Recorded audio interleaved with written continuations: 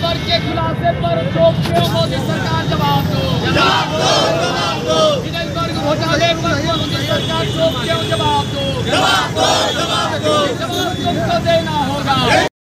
दलाली करना बंद करो, बंद करो, बंद करो। इंकलाब जिंदाबाद, जिंदाबाद, जिंदाबाद। लाल झंडा। देखिए, हिडेनबर्ग ने जो खुलासा किया है वो करोड़ों रुपये का एपीओ घोटाला जो है, यह पूरे दुनिया का सबसे बड़ा कॉरपोरेट घोटाला है। और इस घोटाले के खिलाफ पूरे 4 दिनों से संसद की कार्रवाई पूरी तरह से ठप है। जो कल तक यानी बोलने का सबसे ज़्यादा बोलने का रिकॉर्ड हासिल कर रहे थे, मनमोहन सिंह को मोनी बाबा कह रहे थे, अब संसद के अंदर में सबसे वो चुप बैठी हुई सरकार है। आज उनसे हम लोग कहते हैं कि मुंह खोलिए और बोलिए कि एपीओ घोटाले की जांच होगी कि नहीं होगी।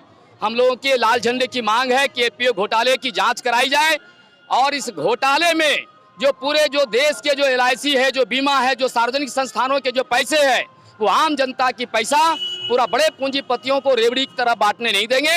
ये देश के लिए, देश बचाने की लड़ाई है और इस लड़ाई में आज जितने लाल झंडे के लोग हैं, हम लोग सड़कों पर उतर करके एपीओ घोटाले की जांच की मांग कर रहे हैं। और केंद्र सरकार को हम लोग ये कह रहे हैं कि ये जो बड़े कंपनियों के साथ जो ये पॉलिटिकल संरक्षण देने का काम कर रहे हैं उसको बंद किया जाए, अन्यथा देश के अंदर में जिस तरह से पिछली सरकार की दुर्गति हुई है, इस सरकार के भी वही असर होगा। ये बताइए कि एसबीआई घोटाला या फिर एपीओ घोटाला कौन कर रहे हैं? एपीओ घोटाला कौन कर रहे हैं ये तो आप जान रहे हैं। कौन कर रहे हैं? अडानी कर रहा है। उसको राजनीतिक संरक्षण जो है केंद्र की सरकार के जरिए मिला हुआ है।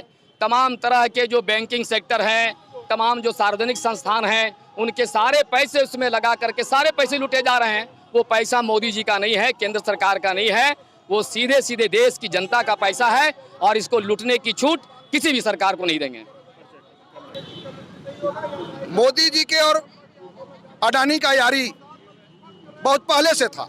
2014 के बाद जब मोदी जी प्रधानमंत्री बने तो हर सेक्टर को, हिंदुस्तान को हवाले कर दिए अडानी को।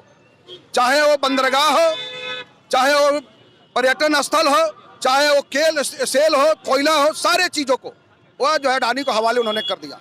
परिणाम आज यह हुआ है कि एलआईसी का पैसा, जो अपने जीवन मरण के पैसा लोगों ने रखा, और बैंक का पैसा, वो सारा पैसा उसके हवाले कर दिया गया।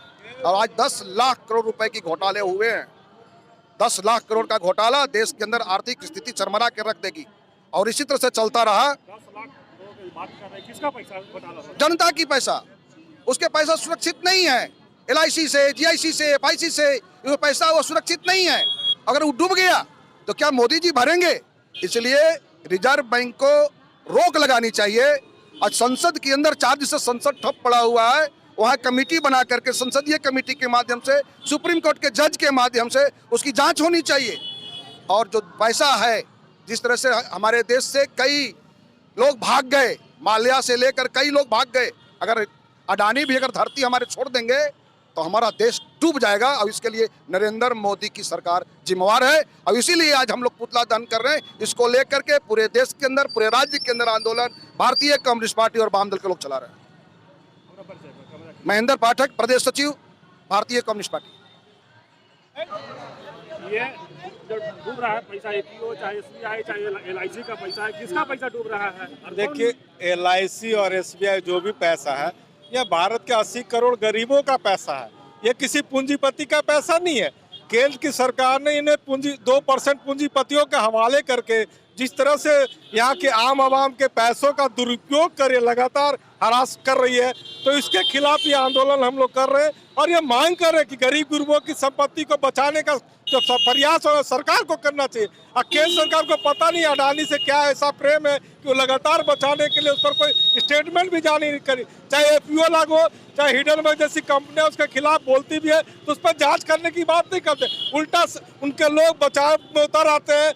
तो लगता है वो सरकारी तंत्र के पैसों का अपना बपौती समझ लिए हैं और वो अडानी को सौंप देंगे। लेकिन देश की जनता समझ रही है और लगातार संघर्ष करेगी, उनके इस अनुमानों को पूरा नहीं होने देगी। अडानी पर जब तक संयुक्त जांच कमेटी नहीं बैठती है तब तक ये आंदोलन जारी रहेगा और अडानी पर संसद में जवाब देना पड़ेगा केंद्र सरकार को। आपको देख रहे हैं, जब से बीजेपी की सरकार आया है 200 से ऊपर का नंबर के अमीर बिन का नाम था, आज दूसरा नंबर पर है। इस पर आप क्या कहिएगा?